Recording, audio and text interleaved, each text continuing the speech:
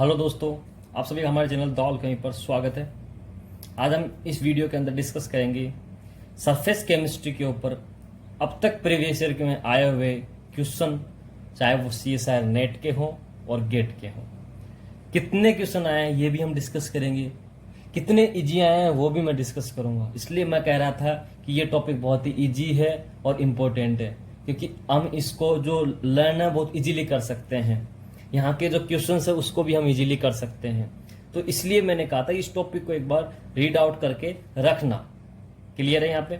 चलिए हम आप सबसे पहले डिस्कस करता हूँ प्रीवियस ईयर के क्वेश्चंस को, वन बाय वन देखते हैं हम, ठीक है। और समझना किस तरीके से इनको सोल्व करेंगे, क्या कंसेप्ट लगाएंगे, क्या इनकी ट्रिक्स होगी, क्या बेसिक फॉर्मूला लगा करके हम डाटा उसके अंदर फिल करके आंसर निकालने की कोशिश करेंगे, ठीक है। सबसे पहले मैं बात करता हूं क्वेश्चन नंबर फर्स्ट जो 2011 के अंदर आपसे पूछा गया था। क्वेश्चन क्या था? The absorption of gas on solid surface example the following isotherm, which one of the following statements is true.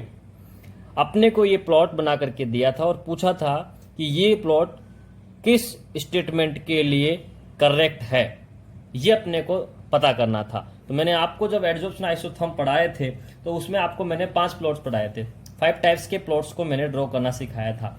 उसमें आपको मैंने पहचान बताई थी कि मोनोलेयर की क्या पहचान होती है, जिसके अंदर आपको पता है सैचुरेशन पॉइंट आता है, ठीक है। यदि सैचुरेशन पॉइंट आ रहा है रेजिडुअल, तो वो आपको क्या बता रहा है कि हाँ यहाँ पर मोनोलेयर का फॉर्मेशन सबसे पहले हो रहा है। बताया था मैंने किस प्रकार के प्लॉट थे, वो भी मैंने बताया था कि किस प्रकार से रीड करते हैं। तो समझिएगा, उसी के बेस को काम में लेते हैं हम यहाँ पर प्रीवियस ईयर के क्वेश्चन सोल्व करने की कोशिश करते हैं। क्वेश्चन जो 1 था, इसमें जो स्टेटमेंट 1 है वो दे रखा है delta is independent of coverage. Delta is में कह सकता हूं कि heat of absorption is independent of coverage. मतलब ये आपका कवरेज है जिससे आपका हीट ऑफ एब्जॉर्प्शन क्या इंडिपेंडेंट। हीट ऑफ एब्जॉर्प्शन मतलब हो गया कि कवरेज जो आपका एरिया है, ठीक है, उस एरिया के ऊपर, ये आपका एरिया है, कोई मॉलिक्यूल आकर के यहां पर यदि एब्जॉर्ब हो रहा है तो उसके दौरान हीट रिलीज हो रही है, और एरिया क्या हो रहा है? कवर हो रहा है। तो एरिया भी कवर हो रहा है, हीट ऑफ एनर्जी भी रिलीज हो रही है। तो हम ये कैसे कह सकते हैं कि भैया इंडिपेंडेंट होगा कवरेज के साथ? नहीं हो सकता, क्योंकि जब यदि कोई मॉलिक्यूल गैस के सॉलिड सरफेस पर एब्जॉर्ब हो रहे हैं तो उस दौरान हीट ऑफ एब्जॉर्प्शन निकल रही है, और जो हीट ऑफ एब्जॉर्प्शन निकल रही है तो हम ये इंडिपेंडेंट फैक्टर का यूज नहीं ले सकते। तो इसका मतलब डेल्टा H जो है हीट ऑफ एब्जॉर्प्शन है वो डिपेंडेंट है किस पर? कवरेज के ऊपर। तो इसने कहा इंडिपेंडेंट है। इट मींस आपका कहने का मतलब ये हो गया कि पहला स्टेटमेंट क्या है? रॉन्ग है। क्लियर है? अब समझिएगा, इस प्लॉट को देख के आप पता लगा सकते हैं कि ये किस प्रकार का प्लॉट है। ये प्लॉट किस प्रकार का है वो समझिए। ये प्लॉट आपको मैंने बताया, ये जब इस प्रकार से आता है और एक सैचुरेशन पॉइंट आता है यहां पर, वो सैचुरेशन पॉइंट ये बताता है कि इस प्रेशर से ज्यादा यदि आप प्रेशर इंक्रीज करूंगा तो ये कांस्टेंट हो रहा है, उस पर कवरेज एरिया पर कोई फर्क नहीं पड़ रहा है, या एब्जॉर्प्शन पर कोई फर्क नहीं पड़ रहा है, उस पर कोई चेंजेस नहीं हो रहे हैं। इसका मतलब ये हो गया कि ये केवल मोनोलेयर का ही प्लॉट अपने को दिख रहा है, ये मोनोलेयर की प्रॉपर्टी को ही शो कर रहा है। It means absorption is multilayer. Option number B is also wrong. तो ये भी क्या हो गया आपका? गलत हो गया, क्योंकि देखो आपको मैंने बताया था जब मैं बात कर रहा हूं कि मल्टीलेयर का, तो मल्टीलेयर के लिए मैंने आपको क्या कहा था? प्लॉट किस प्रकार से आएगा? इस प्रकार से आपके प्लॉट ड्रॉ होते हैं, या फिर आपके प्लॉट ड्रॉ होते हैं इस प्रकार से कि आपकी मोनो फॉर्मेशन ही ना हो, डायरेक्ट अपना क्या हो जाए, उसमें मल्टीलेयर का फॉर्मेशन हो जाए। मैंने आपको सब प्रकार के ग्रुप आपको प्लॉट्स बना के बताए थे टाइप 2, 3, 4, 5 के अंदर, लेकिन जो टाइप फर्स्ट था वो मोनो एटॉमिक या मोनोलेयर के फॉर्मेशन का था। और वो किस प्रकार से होता है? इस प्रकार से इंडिकेट होता था। पहले प्रेशर के साथ जो एरिया था वो आपका इंक्रीज होता है, एब्जॉर्प्शन इंक्रीज होता है। एक ऐसा प्रेशर पॉइंट आता है जिसके बाद यदि प्रेशर इंक्रीज करता हूं तो उसके बाद आपका X/M या कवरेज या हीट ऑफ एब्जॉर्प्शन के ऊपर कोई इफेक्ट नहीं पड़ता है। वो पॉइंट सैचुरेशन पॉइंट कराता है, वहां पर जाकर के आपका मोनोलेयर का फॉर्मेशन हो जाता है। क्लियर है? तो ये प्लॉट जो बता रहा है आपको उसी फॉर्म को इंडिकेट कर रहा है। इट मींस जो आपका आंसर होगा अकॉर्डिंग टू इस प्लॉट वो क्या जाएगा कि heat of absorption vary at like mono atomically with coverage. Coverage के साथ जो मोनो एटोमिकली क्या हो रहा है, ये शो कर रहा है ग्राफ किसका, हीट ऑफ एड्जॉर्प्शन का। तो करेक्ट आपका जो होगा वो आंसर क्या होगा इसका, ऑप्शन नंबर सी, क्योंकि ऑप्शन नंबर डी क्या कर रहा है कि heat of adsorption very exponentially with coverage, मतलब एक्सपोनेंशियली इंक्रीज हो रहा है। एक्सपोनेंशियली इंक्रीज तो हो नहीं रहा, एक्सपोनेंशियली इंक्रीज का मतलब हो गया आपका इस प्रकार से इंक्रीज, वो हो ही नहीं रहा यहां पर। तो आपका ऑप्शन नंबर 4 भी क्या हो गया, रॉन्ग हो गया। तो जो ऑप्शन सी है वो आपका करेक्ट है। ये मैंने इसलिए बताया आपको कि आपको एक एक ऑप्शन का एक्सप्लेनेशन मिल सके कि वाई दिस आर रॉन्ग, ठीक है। ये अपने को पता है तो इसका मतलब आपके अंदर टॉपिक के अंदर बहुत अच्छी फिनिशिंग है। यदि आपको हर ऑप्शन को काटना आता है इसका मतलब आपको हर क्वेश्चन की प्रैक्टिस, उसका कंसेप्ट, उस टॉपिक से रिलेटेड सारी जो थ्योरीज है उसके बारे में नॉलेज है। क्या मेरी बात यहां तक समझ में आ रही है, यहां तक आपका क्लियर है। अब देखिए, तो इसमें मैंने क्या कहा, ट्रिकली देखेंगे। ट्रिकली क्या है, आपको ये जो प्लॉट है ये हमेशा टाइप फर्स्ट तरीका का एड्जॉर्प्शन आइसोथर्म दिख रहा है, और जो क्या होता है मोनोलेयर के फॉर्मेशन का काम करता है, जिसमें सैचुरेशन पॉइंट भी आ रहा है। आप डायरेक्टली मोनोटोमिकल लेख करके डायरेक्ट इसका आंसर ऑप्शन सी टिक कर सकते थे, ठीक है। अब मैं बात करता हूं क्वेश्चन नंबर 2 जो आपके दिसंबर 2014 के अंदर पूछा गया था। क्वेश्चन क्या था समझना। क्वेश्चन में उसने कहा कि H2 एक गैस मॉलिक्यूल है, जो ये सरफेस है, ये सॉलिड सरफेस है, इसके ऊपर क्या हो रहा है, एब्जॉर्ब हो रहा है। मैंने आपको एक चीज बताई थी, क्या बताया था उसको समझिएगा। मैंने आपसे कहा था कि यदि आपका यहां पर इस सरफेस पर केवल एक हाइड्रोजन एब्जॉर्ब होता है तो जो आपका कवर्ड एरिया के साथ में जो फॉर्मूला था फ्रिक्शन का वो क्या था आपको, मैंने कहा इसको हम बात करते हैं, डील करेंगे किससे, फ्रेंडलिज से। फ्रेंडलिज से जब मैं डील करता हूं तो फ्रेंडलिज क्या कहता है कि x/m is equal to kp की पावर 1/n, यही कहता है kp, ठीक है। n यहाँ क्या है, एटोमिसिटी को इंक्रीज कर बताता है कि यहाँ पर ये क्या है, एटोमिसिटी को डिनोट करता है। समझिएगा, यदि यहाँ पर ये 1h है तो n की वैल्यू क्या हो जाएगी, 1 हो जाएगी। मैंने आपको ये एग्जाम्पल के साथ समझाया भी था उस वक्त जब हम डिस्कस कर रहे थे। लेकिन यहां पर कितना है, 2, मतलब H2 का मॉलिक्यूल दोनों जाकर के ऐड हो गए तो यहां पर n इज इक्वल टू क्या हो जाएगा आपका, 2 हो जाएगा। और जब n इज इक्वल टू 2 हो जाएगा तो आपका जो फॉर्मूला आएगा वो आएगा x/a is equal to kp की पावर 1/2, और k क्या कॉन्स्टेंट है, इसको मैं x/m प्रोपोर्शनल टू p की पावर 1/2 लिख सकता हूं। और जब p/2 1 लिखता हूं इट मीन्स आपका किसके साथ, ये प्रोपोर्शनलिटी साइन में p की पावर हाफ, और p की पावर हाफ कौन से फॉर्मूले में देखिए आप, तो ऑप्शन नंबर जो सी है वो आपका करेक्ट है। लैंग्वेज में समझिए उसने क्या दिया है ये मैटर नहीं करता, तो आपको फोकस क्या करना है कि इस इक्वेशन को देखिए और इक्वेशन को देख के पता लगाइए कि आपका जो H2 का गैस का मॉलिक्यूल है वो कितना एटोमिसिटी के साथ जाकर ऐड हो रहा है, एब्जॉर्ब हो रहा है। उसकी एटोमिसिटी 2 के साथ है तो वहां पर नीचे आप 1/n की जगह क्या लगाओगे आप, 2। क्लियर है मेरी बात। इस प्रकार से इजीली आपको सवाल सोल्व करना था। ये आपसे दिसंबर 2014 के अंदर पूछा गया था CSIR के अंदर। बहुत ही इजी क्वेश्चन है, अपने को केवल अप्रोच लगाना है ऑप्शन काटते हुए। आपको एक चीज और दिमाग में बता दूं, सब भी सरफेस के सवाल आएंगे, आप कुछ पॉइंट्स तो सरफेस के ऐसे होंगे जिसको पहचान के आप आइडिया लगा लेंगे, एड्जॉर्प्शन टर्म आपको दिख जाएगी तो आपको तुरंत फोकस करना है ये सरफेस में जा रहा है। दूसरा इंपोर्टेंट है, जब ऐसे सवाल दिखे जिसमें फ्रेंडलीज वाला कुछ कंसेप्ट आ रहा है, पावर वाले कुछ आ रहे हैं टर्मिनोलॉजी के साथ, तो इस प्रकार से जब सवाल आए तो ध्यान दीजिएगा, ऑप्शन अपने को वैसे ही काटना है। क्योंकि आपको पता है मैं लैंग्यूमर की बात करूं तो भी आपका 1/n होता है, मैं आपके फ्रेंडलिज की बात करूं तब भी आपका 1/n की पावर में होता है। इट मीन्स आपका जब आंसर आएगा वो 1/n वाली फॉर्मेट में तो आएगा ही आएगा, उसको तो आपको ध्यान रखना है। तो आप वैसे भी देखें तो ऑप्शन देखो, ये कट गया आपका डायरेक्ट, ये भी कट गया आपका ऑप्शन ये भी कट रहा है क्योंकि 3/2 है आपका, 1/n की फॉर्मेट में होगा तो ऊपर तो 1 ही रहेगा आपका।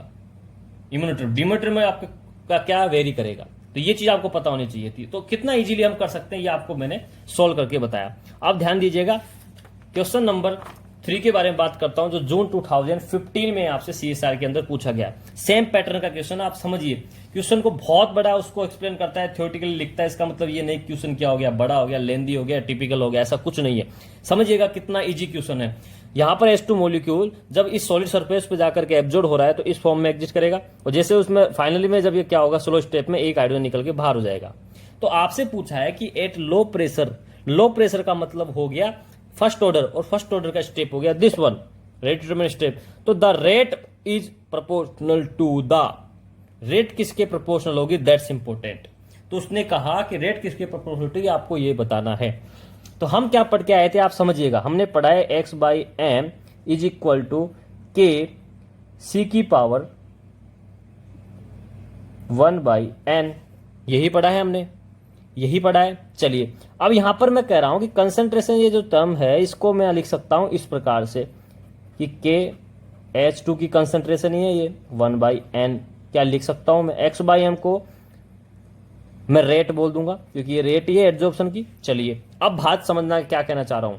अब इसने पूछा है कि एक लो प्रेशर पर H2 की रेट को किसके प्रोपोर्शनल होगी। के कांस्टेंट है, प्रोपोर्शनलिटी का साइन आ जाएगा, के को जैसे हटाऊंगा तो rate is equal to proportionality का साइन आ जाएगा H2 की पावर 1/n। यहां तक तो आपका फॉर्मूला बन गया।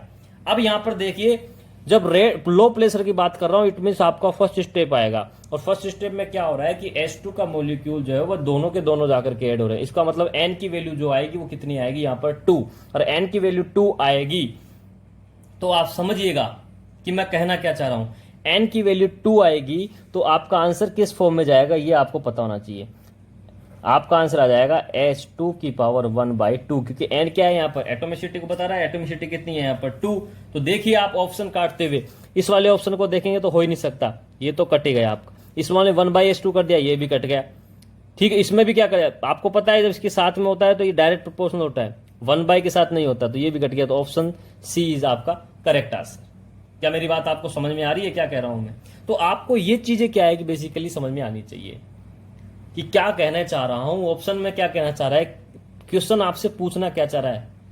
इजीली आप सोल्व कर जाएंगे, अपने आंसर की तरफ मूव करेंगे। 4 मार्क्स के अंदर एक पूछा हुआ सवाल है। क्यों? क्योंकि क्वेश्चंस को इस प्रकार से लेन दे उसने ड्रॉ किया कि बच्चे आधे स्टूडेंट तो इसको देख करके ही छोड़ देते हैं कि पता नहीं क्या कहना चाह रहा है।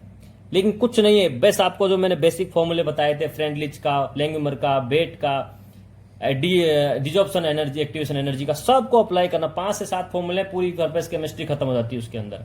समझिएगा। क्वेश्चन नंबर 4, क्वेश्चन नंबर 4 क्या कह रहा है, जून 2014 का क्वेश्चन है CSIR का, और इसमें लिखा है कि for non dissociative Langmuir types adsorption of a gas on a solid surface at a particular temperature the fraction of solid coverage is 0.06 at 30 bar। Pressure भी दिया है आपको और कवरेज एरिया थीटा भी दिया है आपको। द लैंगम्यूर आइसोथर्म कांस्टेंट के एट दिस टेम्परेचर।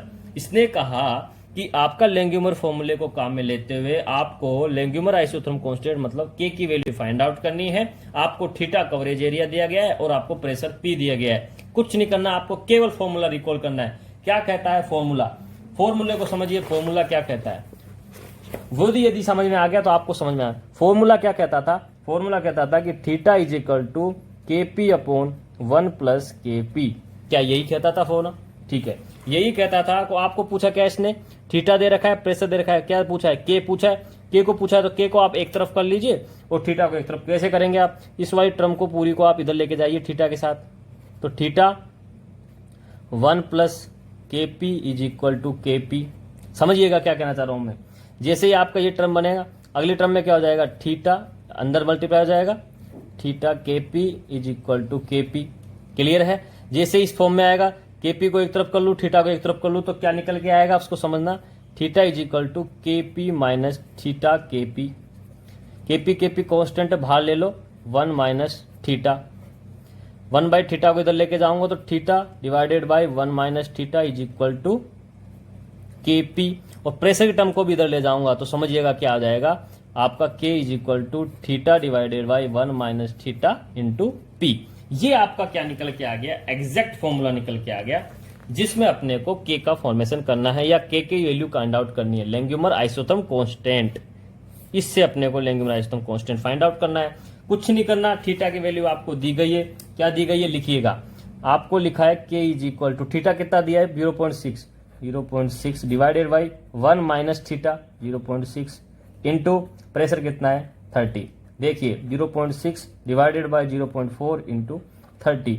आपका जो वैल्यू निकल के आएगा वो क्या निकल के आएगा, मल्टीप्लाई जब करोगे, ये से यहाँ कर गया 6 32 डिवाइडेड बाई 0.05 जो निकल के आएगा क्या पर बार। ये क्या निकल के आ गया आपका, लैंगम्यूर आइसोथर्म कांस्टेंट निकल के आ गया। और ऑप्शन नंबर कौन सा करेक्ट है आपका, option number A is correct answer. Option number A is correct answer. कितना बड़ा क्वेश्चन हो कुछ नहीं ध्यान देना, केवल फॉर्मूले को पकड़ना है। दो ही फॉर्मूले काम लेना है, या तो आपको लेना है थीटा बराबर के पी अपन 1 प्लस के पी, जिसमें आपको थीटा पूछेगा और के और पी का मान देगा, या आपसे पूछेगा पूछेगा आपको थीटा और पी देगा। दो ही चीज देगा, प्रेशर आपको हमेशा देगा, आपको केवल थीटा या के में ही वो क्वेश्चन को घुमाएगा। बहुत ही इजी क्वेश्चन होता है और आप आराम से कर सकते हैं। गेट का तो ये सबसे फेवरेट क्वेश्चन है। हर बार आपसे ये जब आपका न्यूमेरिकल टाइप क्वेश्चन पूछता है वो एनईटी के अंदर डाटा फिल जब करवाता है, आंसर फिल करवाता है, उस वाले ऑप्शन में तो 100% ये सवाल देता है 2 मार्क्स के अंदर। और कितना इजी होता है, केवल आपको कुछ नहीं करना, फॉर्मूले के अंदर डाटा पुट करना है, आप आराम से आंसर तक निकल जाएंगे। तो 0.05 इसका करेक्ट आंसर है, या आप ऑप्शन नंबर ए करेक्ट है। ये आपका जून 2014 में पूछा गया है। क्लियर है यहाँ पे। अब देखिएगा क्वेश्चन नंबर 5। क्वेश्चन नंबर 5 क्या कहता है उसको समझने की कोशिश करें। क्वेश्चन नंबर 5 में लिखा है कि among the following the variations of mass absorb with pressure for a monolayer and a multilayer are. आपको ये 3 प्लॉट बना करके दिए हैं। उसने कहा है कि आपको मास एब्जॉर्प्शन और प्रेशर के साथ प्लॉट बनाया गया है और ये 3 प्रकार के प्लॉट आपको इंडिकेट करके दिए हैं। आपको पता करना है कि कौन सा मोनोलेयर को इंडिकेट कर रहा है और कौन सा मल्टीलेयर को इंडिकेट कर रहा है। आपको मैंने बहुत ही अच्छी तरीके से बता रखा है। क्या बता रखा है? मैंने आपको कह रखा है यदि आपसे मोनोलेयर और मल्टीलेयर पूछा है तो मोनोलेयर की पहचान मैंने बताई कि सैचुरेशन पॉइंट आना चाहिए। देखिएगा option number A. Option number A में समझना क्या कह रहा हूं। ऑप्शन नंबर ए में देखिए आपको ये जैसे जैसे प्रेशर के साथ ये एब्जॉर्प्शन हो रहा है, प्रेशर बढ़ने के साथ, तो आपका एक सैचुरेशन पॉइंट आएगा। उस सैचुरेशन पॉइंट पे आप पता लगा सकते हैं कि यहाँ पर ये मोनोलेयर का फॉर्मेशन हो चुका है। ये प्लॉट टाइप फर्स्ट का था आपका एब्जॉर्प्शन का। कौन सा टाइप था ये आपका? First type. तो आपको ये पता लग रहा है कि जो ए वाला जो प्लॉट है वो आपका किसको इंडिकेट करेगा? मोनोलेयर को। किसको इंडिकेट करेगा? मोनोलेयर के फॉर्मेशन को। ये मोनोलेयर का प्लॉट है। आपको ये मैंने आपको बता भी दिया था किस प्रकार से आपको पहचान करनी है। अब देखिए, अब प्लॉट बी और सी में सबसे इंपॉर्टेंट है। बी और सी का मतलब ये हो गया कि हमको ये ध्यान देना है। जब देखो अब ऑप्शन कैसे काटेंगे, मोनोलेयर एंड मल्टीलेयर रेस्पेक्टिवली दे रखा है। इसका मतलब जब ए मोनोलेयर है इसका मतलब ऑप्शन सी और ऑप्शन डी तो हो गए बाय बाय, क्योंकि उसमें तो ए कहां दिया है, मल्टीलेयर के लिए रिप्रेजेंट किया है एक्सपेक्टिवली बोल करके। ध्यान दीजिएगा, रेस्पेक्टिवली शब्द बहुत बड़ा है। जब तक आप उसको आदर सम्मान नहीं देंगे क्वेश्चन गलत हो जाएगा। विदाउट रेस्पेक्टिवली करोगे तो ऊपर नीचे आगे पीछे हो जाएगा, क्वेश्चन गलत टिक कर दोगे आप। ध्यान क्या देना है, रेस्पेक्टिवली लगा रखा है तो उस फॉर्मेट में आपको चलना है, सीक्वेंस में चलना है। पहले मोनोलेयर है तो पहले मोनोलेयर के लिए बताना है, फिर मल्टीलेयर है तो मल्टीलेयर के लिए बताना है। अब समझिएगा यहाँ पर क्या हो रहा है। तो यहाँ पर समझ में आ गई बात। मल्टीलेयर का मतलब ये इसने ए मल्टीलेयर को बताया, जबकि ये क्या है, मोनोलेयर का है। तो ऑप्शन सी और डी तो आपका कैंसिल हो गया। अब बचा ऑप्शन ए और बी। ऑप्शन ए और बी में ध्यान से देखना है कि आपका ए तो फिक्स हो गया, मुद्दा है यहाँ पर इन दोनों के अंदर। इन दोनों में क्या है कि कौन सा मल्टीलेयर का फॉर्मेशन करेगा। आपको मैंने जब मल्टीलेयर के फॉर्मेशन के जो प्लॉट्स बताए थे उसमें समझिएगा टाइप्स जो थे आपके, उन टाइप्स में देखो ये जो वाला प्लॉट है ये वाला हो रहा है कि आपका फॉर्मेशन हो गया पहले मोनोलेयर का, फिर मल्टीलेयर का फॉर्मेशन हो रहा है, क्योंकि ये फिर इंक्रीज हो गया। आपको मैंने इस प्रकार का प्लॉट बताया था कि आपका ये होगा फिर होगा फिर होगा, तो ये चलता रहेगा आपका। लेकिन जब आपको मैंने एक चीज बताई थी कि इस प्लॉट को देखिए, प्लॉट नंबर सी, प्लॉट जो सी है वो आपको क्या कह रहा है कि आपका पहले मोनोलेयर का फॉर्मेशन और फिर क्या हो गया, यहां पर जाकर के ये रुक गया, क्योंकि यहाँ पे बाउंड्री कंडीशन। इट मीन्स आपका एक चीज समझिएगा, इसका मतलब ये हो गया कि यहां पर ये आपका केवल बाय मोनोलेयर का फॉर्म, मतलब केवल यहाँ पर 2 लेयर का ही फॉर्मेशन हो रहा है। कितनी लेयर का? केवल 2 लेयर का ही फॉर्मेशन हो रहा है, समझिएगा। और मल्टीलेयर के लिए शब्द काम में लिया तो मल्टीलेयर का मतलब हो गया कि आपको 2 या 2 से अधिक बनानी है ही, मतलब 2 से ज्यादा बननी ही चाहिए। 2 यहाँ पर तो मैंने आपको ये चीज बताई भी थी कि आपको यदि बाउंड्री लगा दे इसके बाद यहां पर, तो आपको ये चीज पहचान जानी है कि यहां पर केवल 2 ही लेयर का फॉर्मेशन होगा। पहले लेयर बन जाएगी एक, जिसको मोनोलेयर कहेगा, उसके कंप्लीट होने के बाद पहले यहाँ पर, उसके बाद सेकंड लेयर आ जाएगी। यहां तक की बात कर रहा है। लेकिन जो ये वाला प्लॉट है, इस वाले प्लॉट में क्या है, ग्राफ इस प्रकार से है आपका, जैसे ये फॉर्म हुआ उसके बाद ये प्लॉट जा रहा है आपका इन्फिनिटी की तरफ। इसका मतलब ये हो रहा है कि ये आपका मल्टीलेयर का फॉर्मेशन करेगा। पहले तो मोनोलेयर कंप्लीट हो गई, उसके बाद फिर मल्टीलेयर चलती ही रहेगी। तो ये चीज आपको किसको इंडिकेट कर रही है? मल्टीलेयर को। और जो थर्ड वाला है वो आपको ये पहले मोनोलेयर उसके बाद फिर एक लेयर, 2 लेयर तक के फॉर्मेशन को बता रहा है। तो ऑप्शन बी कौन सा बता रहा है आपको? ये बताएगा आपको मल्टीलेयर का। क्लियर है? तो ए आपका हो गया मोनोलेयर और बी हो गया मल्टीलेयर। तो ऑप्शन नंबर आपका बी क्या हो गया? करेक्ट हो गया। क्लियर है ऑप्शन? किस प्रकार से आपको ग्राफिकली, मेरे को बताया था मैंने, ग्राफ पहले बहुत पूछे जाते थे, अब हो सकता है वो समय आ जाए और वापस ग्राफों के ऊपर क्वेश्चन पूछना शुरू कर दे CSIR। तो ध्यान क्या रखना है, किस प्रकार से प्लॉट्स को रीड करना है वो अपने को पता होना चाहिए। मैंने 5 प्रकार के प्लॉट्स आपको रीड करना बताया था। आप प्रीवियस ईयर के जो वीडियो देखेंगे तो आपको पता लगेगा किस प्रकार से मैंने प्लॉट्स को एक्सप्लेन किया था। क्या मेरी बात यहां तक आपको समझ में आ गई? चलिए अब मैं बात करता हूं क्वेश्चन नंबर 6 की। क्वेश्चन नंबर 6 दिसंबर 2015 के अंदर पूछा गया था। देखिए कितना इजी क्वेश्चन था। The correct form of a simple Langmuir isotherm. Correct form पूछा था किसका? लेंग्यूमर आइसोथर्म का। कुछ नहीं करना, केवल हल्की सी एक चीज देखनी, क्या है कि फॉर्मूला क्या होता है। फॉर्मूला होता है आपका theta is equal to KP/1 plus KP। क्या यही होता है? बिल्कुल यही होता है। थीटा ही फॉर्मेट पूछा है तो यही होगा। 1/θ होता है तो ये उसका रेसिप्रोकल हो जाता है। चलिए तो थीटा बराबर KP पूछा है। अब कोई कंडीशन नहीं लगा इसने कि आपका लो प्रेशर पे है, हाई प्रेशर पे है, लाइक डेट कुछ नहीं कहा। सिंपल पूछा है कि सिंपल लेंग्यूमर आइसोथर्म का फॉर्मूला करेक्ट फॉर्म कौन सा है? थीटा बराबर KP नहीं होगा। थीटा बराबर KP की पावर 1/n, ये कहाँ चले गया फ्रेंडली में? ये तो बहुत अजीब चाल है। चलिए थीटा बराबर KP/1 प्लस KP, गुड। और थीटा बराबर 1 प्लस KP/KP, तो ये तो क्या हो गया? 1/θ का फॉर्मेट हो गया। ऑप्शन नंबर डी तो ये भी गया। Option number C, option number जो आपका सी है, ये आपका क्या करेक्ट एक्सप्रेशन है किसका? लेंग्यूमर एडजॉर्प्शन आइसोथर्म का। समझ में आ रही मेरी बात? किस प्रकार से सोल्व किया। इजी क्वेश्चन देखिए आप किस प्रकार से पूछे जाते हैं। सिंपल 4 से 5 फॉर्मूले याद करने हैं आप। चलिए क्वेश्चन नंबर 7 की मैं आपके सामने बात करता हूं और 7 नंबर क्वेश्चन क्या कह रहा है उसको समझिए। The figure below depict an adsorption isotherm of O2 on charcoal at 90 kelvin temperature at the pressure is 25 torr. Only 10% charcoal site are occupied by O2. The ratio of adsorption to desorption rate constant in torr is क्या होगा समझिएगा। इसने क्या पूछा है अपने से? K पूछा है और K का मतलब ये हो गया एडजॉर्प्शन की रेट डिवाइडेड बाय डिजॉर्प्शन की रेट। यही पढ़ा था हमने कि एडजॉर्प्शन होगा पहले यहां पर, फिर होगा यहां पर डिजॉर्प्शन। तो यहां पर adsorption KA divided by KD, तो K is equal to KA/KD होता था। इसने पूछा है कि इन दोनों का रेशो, मतलब इस K के बारे में पूछा है। किस प्रकार से फाइंड आउट करना है, दैट्स इंपॉर्टेंट। ग्राफ बना के दे दिया, कुछ नहीं ध्यान देना, ये सब केवल उसको अपने को क्वेश्चन को टिपिकल बनाना है। उसका माइंड सेप बिगाड़ने के लिए, स्टूडेंट के माइंड सेप को बिगाड़ने के हिसाब से ये क्या करता है, क्वेश्चन को थोड़ा सा घुमाने की कोशिश करता है। ध्यान क्या देना है कि आपको जो डाटा दिया गया है उसके हिसाब से फॉर्मूला कौन सा पुट हो रहा है, समझिएगा। आपको क्या दिया इसने? चारकोल पर ऑक्यूपाइड सरफेस, मतलब आपको थीटा का वैल्यू दिया है, सरफेस एरिया का वैल्यू दिया है, ठीक है। साथ में क्या दिया है आपको? प्रेशर दिया है, प्रेशर दिया है आपको, ये दिया है और K पूछा है। तो सिंपल आपको फॉर्मूला लगाना है लेंग्यूमर वाला। लेंग्यूमर वाला फॉर्मूला क्या कहता था? रेट कांस्टेंट के K के लिए जब निकालने के लिए भी मैंने बताया था खुल तरीके से कि K इज इक्वल टू θ/1 माइनस θ इंटू P। क्या यही फॉर्मूला होता है? बिल्कुल यही फॉर्मूला होता है। तो हाँ जी देखिएगा, थीटा क्या है आपका? यहाँ पर थीटा दिया है आपको कवरेज एरिया। कवरेज एरिया कितना है? 10%। 10% को जब मैं नॉर्मल फॉर्म में लेके आऊंगा तो मैं कर सकता हूं इसको 0.01, या कह सकता हूं मैं 0.1। क्लियर है? 0.1 कहूंगा, डिवाइडेड बाई 1 माइनस 0.1 इंटू 25। समझिएगा प्रेशर 25 है तो 0.1 डिवाइडेड बाई 0.9 इंटू 25 करोगे तो जो वैल्यू निकल के आएगी आपके आंसर, वो क्या आएगा उसको समझना। आपका निकल के आएगा आंसर, वो आएगा आपका 0.004। कितना आएगा ये? टॉर में, पर टॉर के अंदर। तो कितना इजी सवाल था। इसके ऑप्शन आपको अवेलेबल है। ये जून 2017 के अंदर आपसे पूछा गया सवाल है। किसमें पूछा गया है? जून 2017 के अंदर। इजी सवाल था।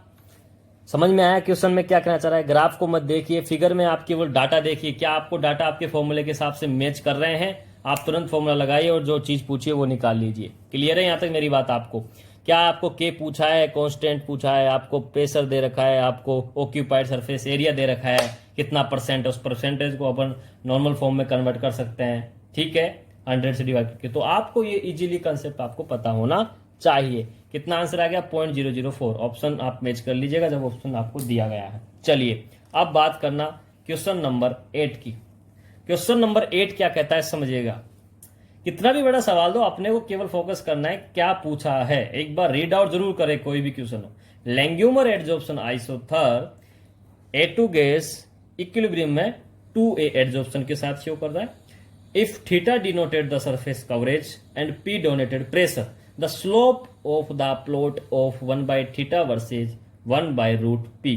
आपका प्लॉट किस किस के बीच है? 1/थीटा वर्सेज 1/√P। तो कह रहा है कि आपका जो स्लोप निकल के आएगा वो स्लोप क्या होगा, ये वो चीज पूछना आपसे चाह रहा है, ये वो चीज आपसे पूछना चाह रहा है। ध्यान से समझिएगा मैं कहना क्या चाह रहा हूं, अपन उस चीज को टारगेट करते हैं। इसने कहा कि इसकी इसके बीच के प्लॉट है, इसका मतलब फॉर्मूला अपने को थीटा और प्रेशर वाला लगाना है, मतलब लैंग्यूमर का लगाना है। लैंग्यूमर इसने बोला भी है, लैंग्यूमर का फॉर्मूला क्या है? Theta is equal to KP divided by 1 plus KP।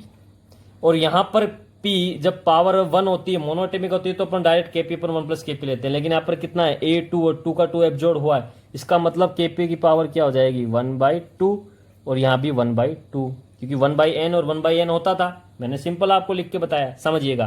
क्यों लगाया वो भी समझ में आ गया यहाँ पे। अब इसको मैं और एक्सप्रेशन को खोलने की कोशिश करता हूँ। देखिए 1/थीटा जब मैं करूंगा इसको तो क्या हो जाएगा? ये 1 प्लस KP की पावर 1/n, जिसको 1/2 कहूंगा, डिवाइडेड बाई KP की पावर 1/2। इसको और थोड़ा ओपन करते हैं, और ओपन करने पर हमको पता लगेगा कि 1/थीटा इज इक्वल टू क्या हो जाएगा आपका? वो हो जाएगा आपका 1/KP की पावर 1/2 प्लस 1, यही होगा आपका, क्योंकि 1/KP की पावर हाफ, KP की पावर हाफ बटा KP की पावर हाफ, ये क्या हो जाएगा? 1 हो जाएगा। ये आने के बाद अब समझिएगा 1/थीटा और 1/√P, रूट पी का मतलब हाफ। तो इसके बीच जब प्लॉट ड्रॉ करता हूं तो इसको मैं और आपके सामने हल्का सा खोलने की कोशिश करता हूं। 1/√K और √P बोल सकता हूं इसको मैं आपकी भाषा में, प्लस 1 कह सकता हूं। जब मैंने आपको बताया था 1/थीटा और 1/√P के बीच में जब प्लॉट बनाऊंगा मैं, तो ये आपका हो गया y, ये हो गया आपका mx प्लस c, ये हो गया इंटरसेप्ट, x का 1/p हो गया, और m क्या है? स्लोप 1/2। तो इसने पूछा है कि आपका जो प्लॉट आएगा वो आपका ये आएगा, ये वैल्यू आएगी आपकी 1 जो इंटरसेप्ट को इंडिकेट करेगी, और जो आपका स्लोप का मान आएगा वो क्या आएगा? 1/√P के अलावा जो बचा है, क्या बचा है? 1/√K बचा है। ये आपका क्या हो गया? स्लोप हो गया, जिसको m से इंडिकेट किया है। ये जो स्लोप है उसी का ही तो मान इसने पूछा था कि जब प्लॉट अपन 1/थीटा और 1/√P के बीच बनाते हैं तो जो स्लोप का वैल्यू आता है वो कितना आता है। तो स्लोप का वैल्यू कितना निकल के आ रहा है आपका? स्लोप का वैल्यू आ रहा है आपका 1/k हाफ। समझिए, ऑप्शन देखिए, आप ऑप्शन देख के काट सकते हैं। और मैंने आपको ये चीज बताई भी है कि जब भी इन चीजों को फॉर्मूले को सोल्व करो आप सरफेस केमिस्ट्री में, तो 1/n की फॉर्मेट में भी आपको ऑप्शन मिलेगा ही मिलेगा। समझ में आ रही है मेरी बात? यदि आप एटोमिसिटी में डिफरेंट हो रहा है, यदि एक से ज्यादा है तब, तो देखिए ऑप्शन नंबर ए आप काट सकते हैं, क्योंकि 1/, वाली फॉर्मेट में नहीं है। ये 1/k की है, ये भी कट गया, ये माइनस में दे रखा है, ये भी कट गया। ऑप्शन क्या होगा? देखिए 1/2 का फॉर्मेट में ऑप्शन एक ही दिया था, सीधा आंसर टिक करना था आपको। लेकिन मैंने को आप एक्सप्लेनेशन के साथ आपको मैंने समझाया कि किस प्रकार से आपको आंसर तक पहुंचना है, वेरीफाई करना है क्वेश्चन को कंप्लीट कि किस प्रकार से ये सोल्व हुआ, क्या इसका कंसेप्ट था। तो इसके लिए मैंने आपको यहाँ पर एक एक कंसेप्ट को समझाया। ट्रिक क्या निकली? 1/n होगा उस फॉर्मेट में, आप ऑप्शन देख के पता लगा सकते हैं और इजीली आप बिना देखे। ये 4 मार्क्स के अंदर पूछा हुआ क्वेश्चन है। किसका क्वेश्चन है? ये आपका गेट का अंदर, गेट 2015 में आपसे 2 मार्क्स में पूछा गया था। क्लियर है मेरी बात? ये क्वेश्चन अब आपसे नेट के अंदर पूछा जा सकता है, और जब आएगा नेट में तो 4 मार्क्स के बन का आएगा। कुछ नहीं है, सिंपल केवल ये पता करना था कि किस किस के बीच प्लॉट करा रहा है, आप ऑटोमेटिक स्लोप तक पहुंच जाएंगे, क्योंकि y बराबर mx प्लस c का प्लॉट आपको बनाना आता है। इंटरसेप्ट के साथ आपका लीनियरली इंक्रीजेस। समझ में आ रही मेरी बात? चलिए अब क्वेश्चन नंबर 9 की बात करता हूं। और क्वेश्चन नंबर 9 में क्या है कि adsorption of CO on charcoal, adsorption on CO on charcoal at 273 Kelvin temperature follow angular isotherm, a plot of P by V versus P is linear with a slope of इतना and intercept is इतना, the equilibrium constant K for the adsorption is। अरे कुछ नहीं कहा भाई साहब, जो मैंने आपको कहा था ना कि लैंग्यूमर का अल्टरनेटिव मेथड, जिसको वॉल्यूम की टर्म में मैंने आपको समझाया था, उसी को यहाँ पर काम में लेकर के ये चीज कुछ कहना चाह रहा है। और उस फॉर्मूले को मैंने आपके सामने लिख के बताया था कि उसका फॉर्मूला क्या था, उसको समझिएगा। और उसका फॉर्मूला मैंने आपके सामने लिखा था कि P by V is equal to P by V M monolayer का प्लस 1/kVm। दो फॉर्मूले होते हैं, एक सी के साथ भी था VMC, जो अपन उसमें बात करेंगे कहां पर, बेट इक्वेशन में लगता है। तो यहां पर ये सिंपल फॉर्मूला आपको समझ में आ रहा है, पी वाई बी बराबर P by V M plus 1/kVm, monolayer का वॉल्यूम वगैरह दे रखा है। चलो ठीक है, इक्विलिब्रियम कांस्टेंट पूछा है आपसे। समझ में आना की वाली बात क्या है, समझ में आने वाली बात यह है मालिक कि वो आपसे कह रहा है कि आपका जो प्लॉट है वो प्लॉट किस किस के बीच है, उसको समझने वाली बात है। प्लॉट ने कहा उसके कि P by V versus P, मतलब P by V versus P के बीच में प्लॉट है, तो ये y हो गया, ये mx हो गया, ये प्लस c हो गया। ये आपका इंटरसेप्ट के साथ में लीनियरली आएगा। यहाँ पर x ऊपर की तरफ है तो 1/m क्या हो गया आपका स्लोप, 1/m, 1 मतलब 1/vm आपका क्या हो गया स्लोप हो गया, और इंटरसेप्ट क्या है आपका 1/kVm। ये चीज आपको पता लग गई। चलिए अब पूछा क्या इसने आपसे, k पूछा है। इंपॉर्टेंट क्या है, उस फॉर्मूले की तरफ मूव करना और अपने को किस प्रकार से दिमाग लगाना है वो समझिए। सबसे पहले इसने आपको स्लोप का वैल्यू दे रखा है, और स्लोप बराबर क्या निकल गया है 1/vm, और 1/vm का मान कितना देखा है इसने 0.01। इट मीन्स vm जब मैं बात करूंगा तो vm आ जाएगा आपका 100। vm आपका कितना आ जाएगा 100 आ जाएगा। इजी है ये तो, vm को ऊपर करेंगे तो ये रेसिप्रोकल होके हो जाएगा। चलिए दूसरी चीज, आपको इसने इंटरसेप्ट दिया है, और इंटरसेप्ट कितना दिया है आपको, इंटरसेप्ट दिया है आपको 1/kVm। ये हमको पता लगे 1/kVm होगा, और कितना है इसका मान 0.5, कितना है 0.5 है। समझना क्या कहना चाह रहा हूं मैं, Vm आपको निकल गया, Vm कितना है आपका 1/k100 is equal to 0.5। Clear है, यहाँ पर 0.5 आ गया आपका यहाँ पर। अब समझिए 1/k आ गया आपका इज इक्वल टू 100 इधर आ जाएगा, तो 0.5 इंटू 100 आ गया कि नहीं आ गया? यहां तक आपको बात समझ में आ रही है मेरी? चलिए अब देखिए, इसको मैं और लिखता हूं तो 1/k इज इक्वल टू 50। तो आपका जो k निकल के आएगा वो कितना आएगा, वो आएगा आपका 1/50 इज इक्वल टू 0.02। कितना निकल के आया 0.02। तो इस वाले क्वेश्चन में गेट आपसे 16 के अंदर पूछा गया, 2 मार्क्स के अंदर।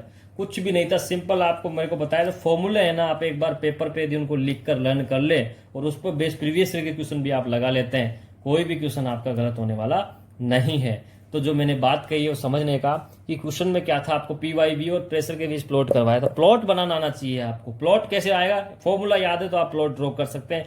पूरे कंसेप्ट के अंदर 2 ही प्लॉट काम करेंगे, या तो y बराबर mx का जो सिंपल लीनियर लिंकेज होता है, और दूसरा आपका y बराबर mx प्लस c का इंटरसेप्ट के साथ जो स्लोप का जो बनता है, वो आपका 2 ही यहाँ पर ग्राफिकल रिप्रेजेंटेशन काम में आते हैं। वही चीज आपको पता है। गेट 16 में पूछा हुआ क्वेश्चन था ये आपसे। नेक्स्ट क्वेश्चन समझिएगा। नेक्स्ट क्वेश्चन में आपसे पूछा है कि ओजोन है वो 3 एब्जॉर्ब हो रहा है, थीटा का वैल्यू Kp की पावर n दे रखी, at very low concentration of O3 volume is n is equal to क्या होगा, n मतलब एटोमिसिटी का मान क्या होगा।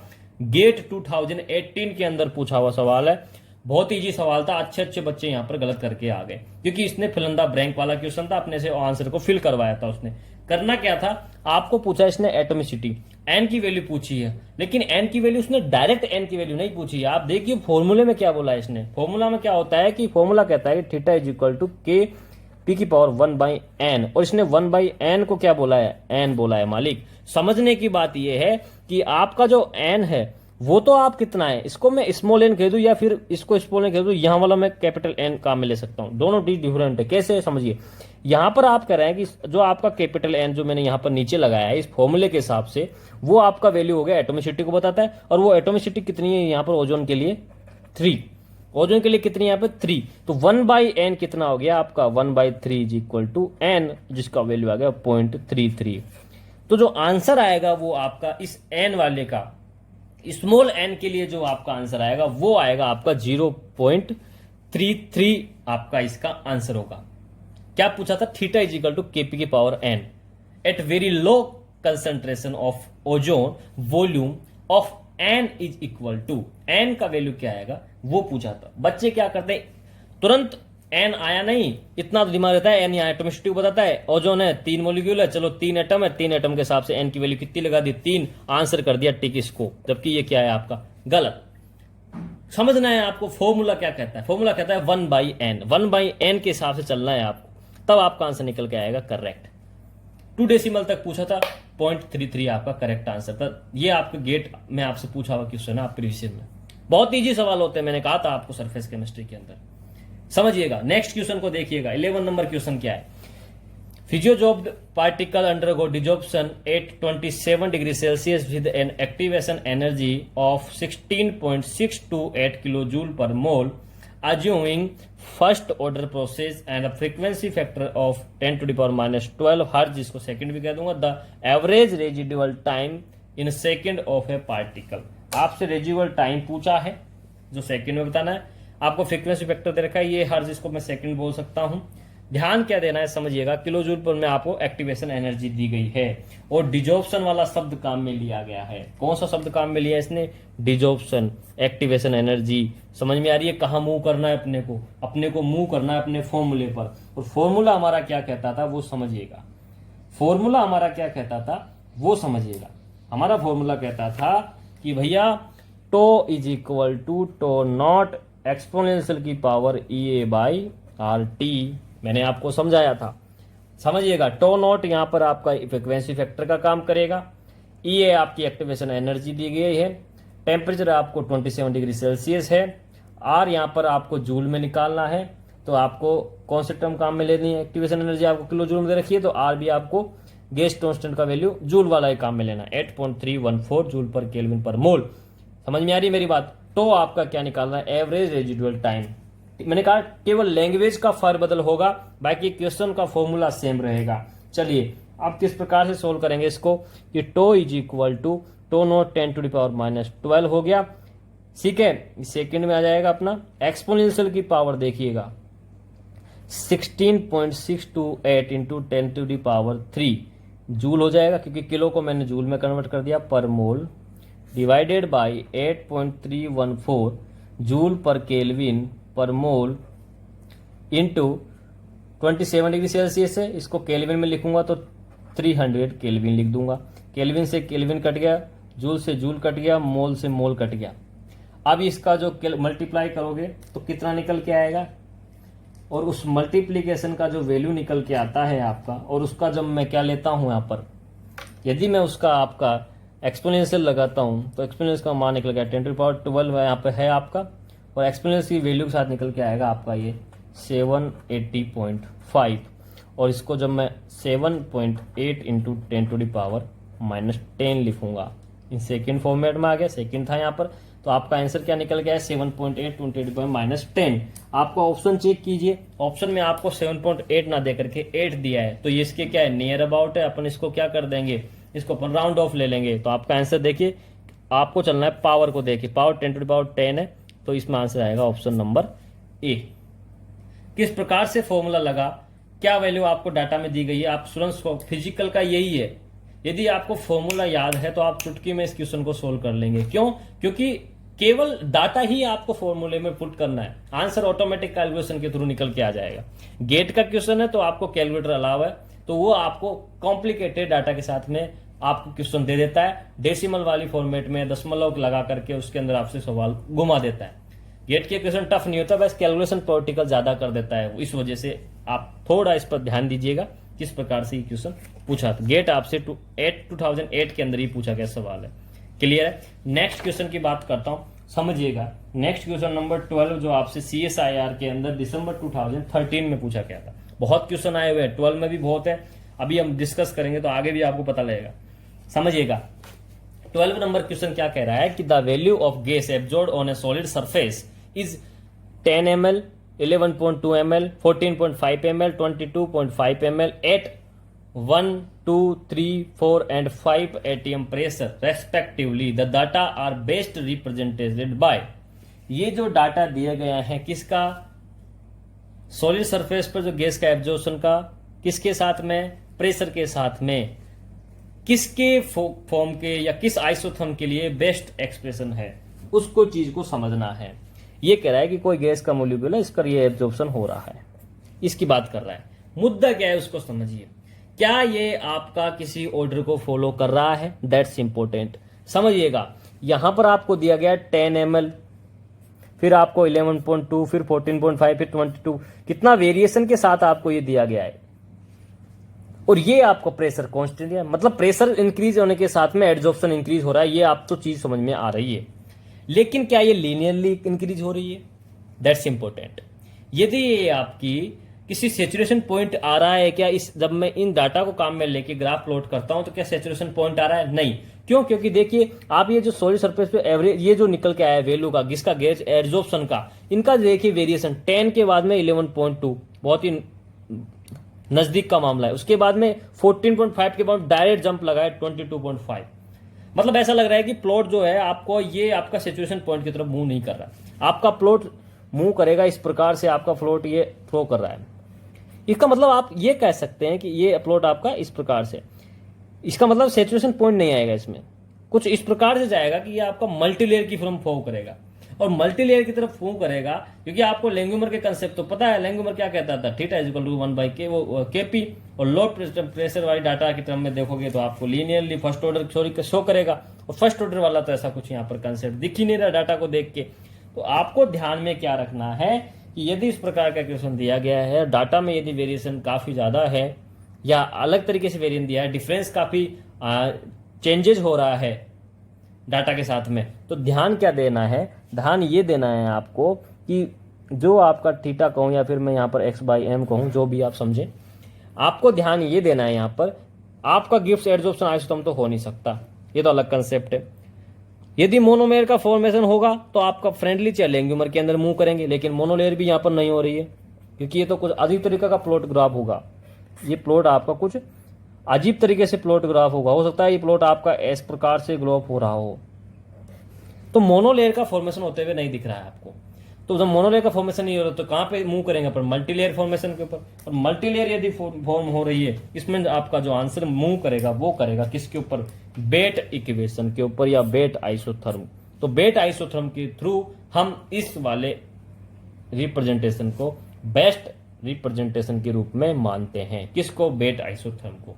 क्यों मानते हैं? क्योंकि आप डाटा के हिसाब से यदि प्लॉट ड्रॉ करते हैं तो आपका प्लॉट मोनोलेयर का फॉर्मेशन नहीं करता। मोनोलेयर का नहीं करता तो आपका फ्रेंडली जो लेंगुमर तो गए, गिब्स हो नहीं सकता, बचा कौन? बेट आइसोथर्म। इजीली आप इस प्रकार सोल्व कर सकते हैं। समझ में आ रही है? क्योंकि फ्रेंडली जो लेंगुमर ऐसे हैं कि ये क्या है कि ऑर्डर बाय ऑर्डर चलते हैं, चाहे फर्स्ट ऑर्डर हो हाई ऑर्डर जाएगा तो किस एक मूव करेगा ये डाटा। लेकिन डाटा जो दिया गया है वो उस तरीके का पैटर्न का है ही नहीं आपको। क्या मेरी बात यहां तक समझ में आ रही है? लास्ट क्वेश्चन समझिएगा, क्वेश्चन नंबर 13 इंपोर्टेंट क्वेश्चन है। मैंने कहा था आपको जब मैं गिब्स एड्जॉर्प्शन आइसोथर्म पढ़ा रहा था, यदि इस पर भी सवाल आता है तो आपको किस प्रकार से करना है वो मैं आपको बताऊंगा किस प्रकार से सोल्व करना है, वो चीज आपको ध्यान में रखनी है। देखिए क्वेश्चन क्या कह रहा है। 4 × 10⁴ m aqueous solution of normal butanoic acid, the gamma by dc is equal to -0.080 Newton meter square per mole at 25 degree Celsius. Determine the surface excess of butanoic acid. देखो d gamma by D c आपको term मिल जाए तो आपको सीधा कहाँ जाना है? Gibbs adsorption isotherm.